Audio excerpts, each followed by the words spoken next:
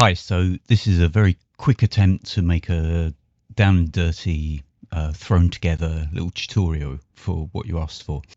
I've recorded the audio and video of this separately, which is why it's going to be a bit thrown together. So there are two ways using DaVinci to isolate something in a video image, and in your case you're going to be isolating just your avatar.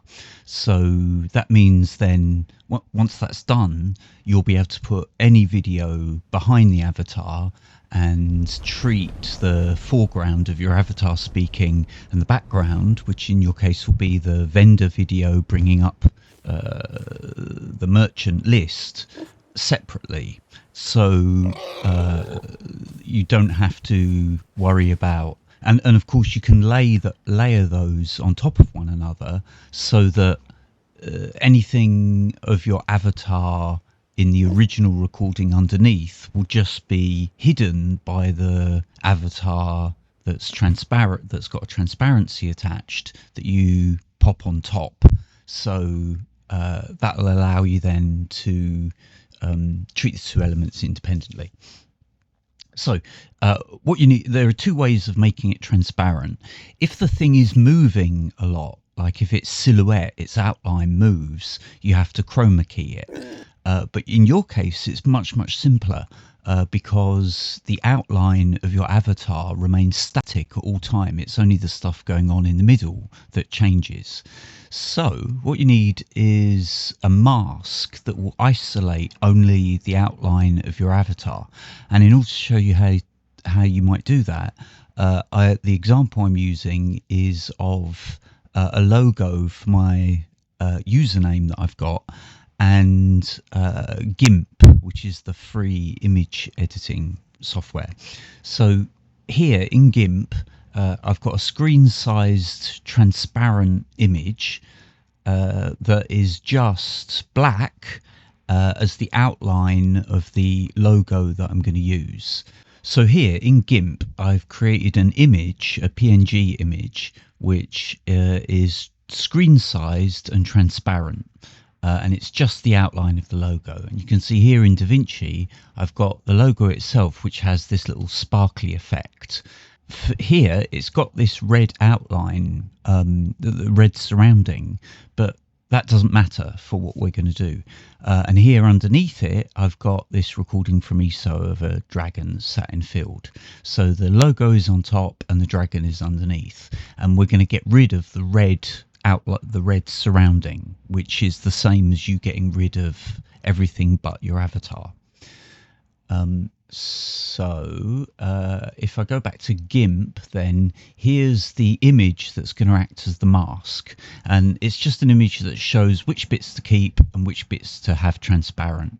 So here I've got the outline is kept and the middle is transparent, and you can see here I'm creating an image screen size and selecting transparent as the background. So rather than a color in the background, it's transparent underneath, and then I've created an image around it, which is just the outline. So here in DaVinci Resolve, we're going to use Fusion, and you can see my logo only lasts for a little bit and the dragging is really long. But again, that's just for demonstrative purposes.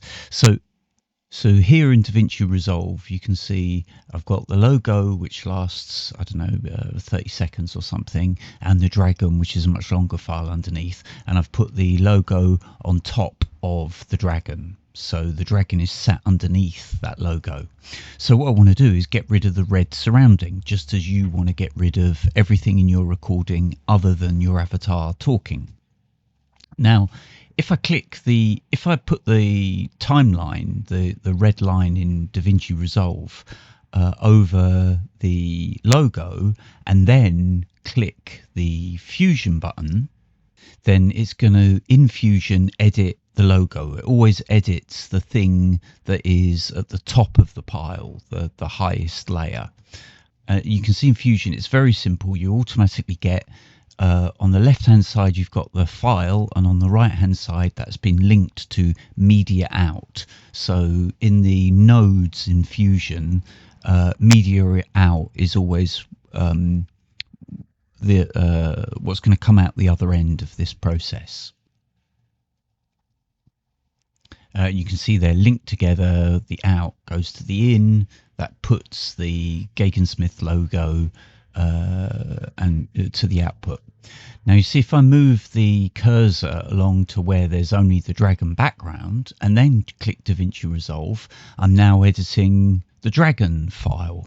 So you want to either you can hide the bit that you want to, if you want to get to a bit underneath, you can hide it and then go to Fusion, which allows you to edit it in Fusion, or you can just go to a bit of the timeline where the bit that you want to edit is at the top level. So here I've come into the Gegensmith logo. The logo is going to the media out, and you can see on the left side of the logo there's this little blue triangle which is effect mask. So I'm going to drag from my media pool down that PNG static image of the outline, and I'm going to rename it mask just so I can remember what I've done, and simply drag that into the blue triangle.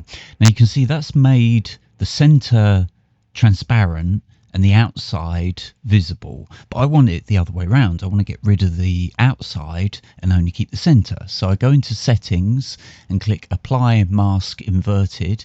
That inverts it, so now I've got only the bit in the middle and the image is telling it which bit to cut out. So anything that is not cut out is visible, anything that's cut out is now transparent and will show whatever's underneath. So if I go back to the main page, the edit page now, anything underneath, and as you're used to, I can now resize it and replace it. You won't need to do this because you'll be doing it with the whole image. So the only thing that you'll need is the PNG of your avatar.